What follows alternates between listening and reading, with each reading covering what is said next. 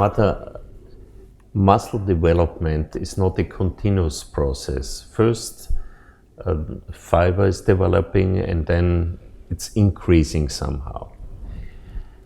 What happens if malnutrition hits a very young infant, or when malnutrition happens during later infancy or in the toddler age?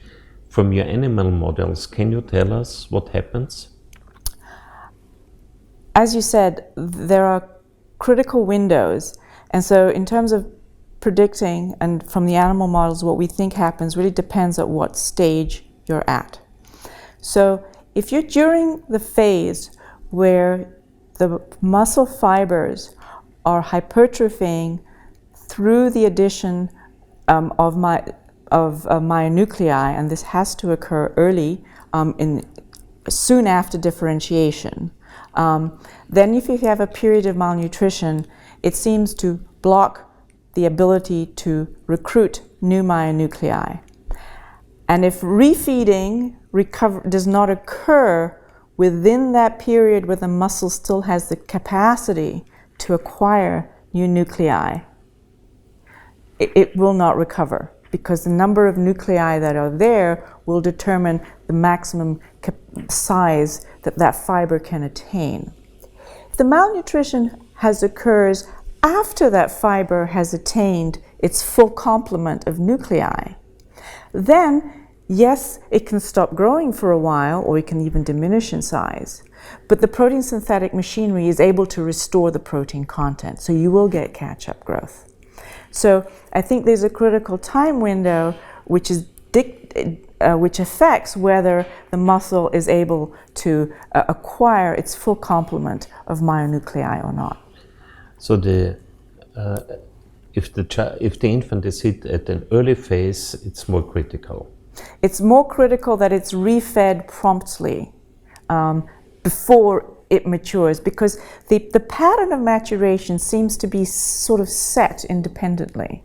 It's a tempo of life that just goes on regardless. Can we conclude one-to-one from animal models to infants? No. No. Well, I don't know. What exactly do you mean one-to-one? If you're studying these type of things in rat or piglet models, right, can we conclude to infants at corresponding ages? I think we can look at milestones in muscle development, and we can draw parallels of where particular milestones occur at what developmental age in animals and humans. Because I think the pattern of muscle development is very similar across mammals. It's just the relationship between developmental age and chronological age. So for example, in the rodents are born from the muscle perspective at about the beginning of the third trimester of pregnancy in humans. Pigs are born more developed than humans, because pig and sheep, they can run around as soon as they're born. So they're a little bit more advanced.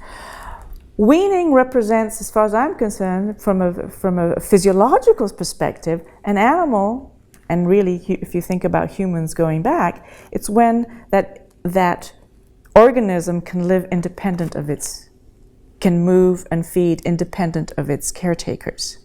And that's the physiological, biological time of weaning. And that in the human would be 2, 3, that they can walk, they can feed themselves, in maybe 1, 2. In rodents, it's about 21 days of age. In pigs, it's about 24, 25 days of age. We have to keep these relationship between development and chronological age very clear when we're drawing the parallels here. Okay. Muscle growth during the fetal and postnatal life is somehow different. Now, if you have a period of malnutrition during the early postnatal phase or in the second or third year of life, what is worse in terms of long-term outcome? The worst is the early one, because the early one will it'd be unlikely that it can recover its muscle mass, especially if the period of undernutrition is prolonged. By the time the muscle of 3 or 4, the muscle it'll be more developed, and it will be able to recover at that point.